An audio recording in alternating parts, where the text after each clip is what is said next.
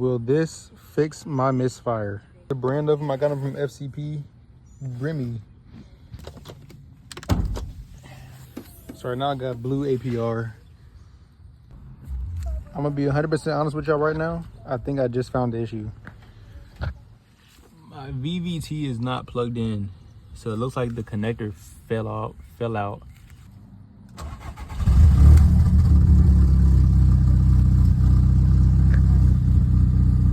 I don't think so. But let's continue to pull out these coil packs. All right, so as y'all can see, these are not the right ones. First of all, this one does not have this piece. It only has it on that side. And this one is too thick. See how it's skinnier on this side? This one is too thick. And it's shorter. It's a lot shorter. This is different. So it doesn't even fit inside of the actual, it doesn't fit inside of the valve cover. That's as far down as it goes. So I have to buy some new ones. Hit up FCP, probably return these.